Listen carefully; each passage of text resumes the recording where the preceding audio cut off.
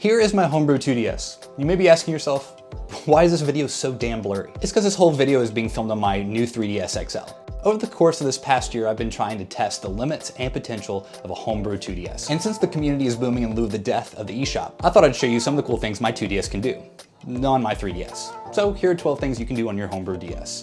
Why 12? Well, these are my favorites. The eShop may be closed, but that shouldn't stop the fun. As long as you can acquire backups from games, you can play them. I already did a video on this, but I own every single North American 3DS title. I recently grouped them into folders for ease of access. I find that this is my mark on the preservation of data, as the eShop closing will soon bury many of our favorite titles. It's also fun to see the data hoard a 2DS can handle. If you want to see my full video on this, the title card should be appearing now. My first experience with a handheld was the original DS, and you can't trick out a 2DS or 3DS without having a few of your favorite old DS titles in the system.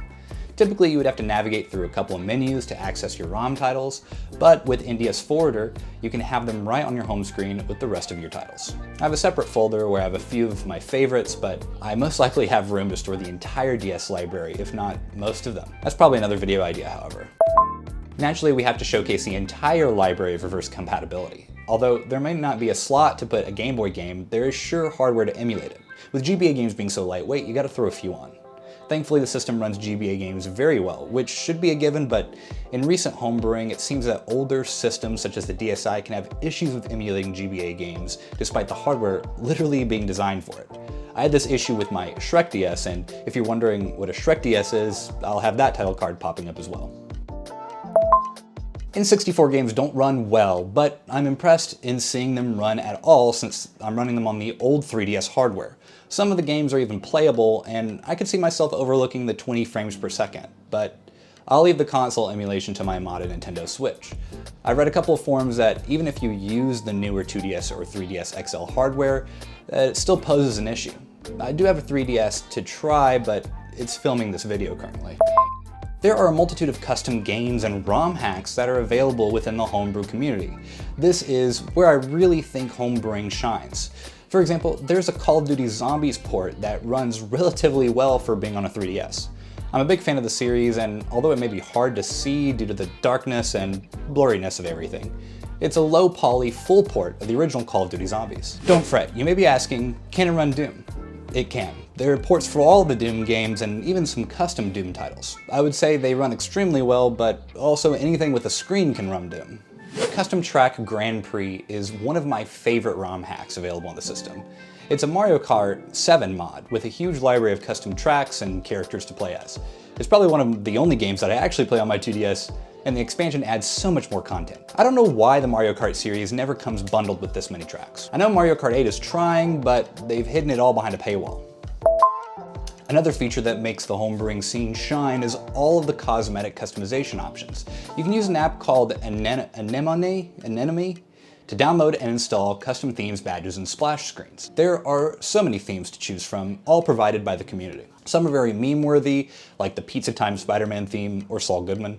But on the other end, there's some very nice options, like this Red City theme I use mainly, or this pretty cool Zelda Blue. The same goes with splashes. Although I don't use these as much, my 2DS is filled with so much content that my boot times are already incredibly slow. So the splash screens just lengthen this process. But you can also get some fun options with these. Badges are something I've only recently discovered. I don't think I've ever had any, and quite honestly, I still don't know how you get them, other than the homebrew way. However, there is an equally large list of downloadable badges that you can acquire from the homebrew community. For example, I have some small Kirby's, Among Us, Pokemon cards, Minecraft blocks, and even Heisenberg. You can place the badges in icon spaces or even place them on folders, which is one of the main reasons why I started using folders. I know in the past I've received some comments that mention that you can use folders, but they look so dull without clear icons to tell them apart.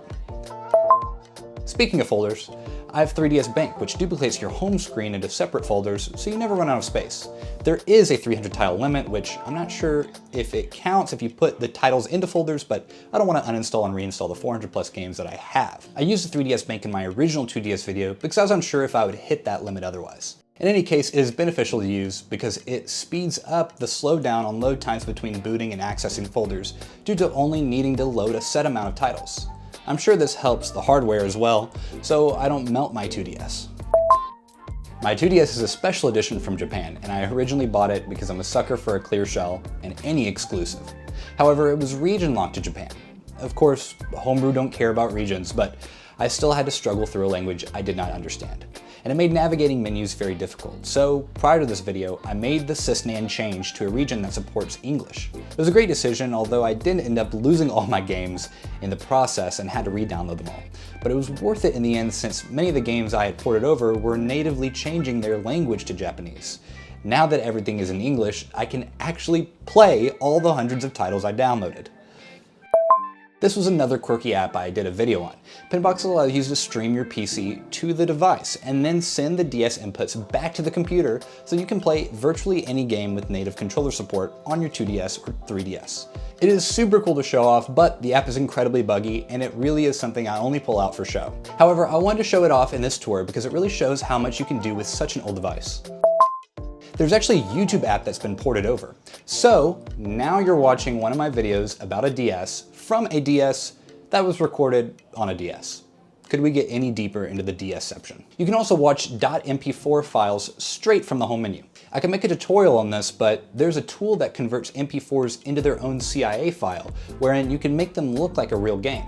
In this case, I made up a mock-up of Half-Life 3 with the logo, and all that boots straight to an MP4 of a Rickroll. However, you could make the logo whatever PNG file you wanted and set it to load whatever MP4 you wanted. I did something similar to this with my Shrek DS, and now you can watch every Shrek movie in its entirety on the DS. And that's pretty much it. There is so much more that I glossed over for sake of time, but there's a ton of stuff you can do on a Homebrew 2DS or 3DS. And as the eShop closes, I feel that it becomes more and more beneficial to homebrew your device. So give it a try and tell me in the comments what you would do with your DS.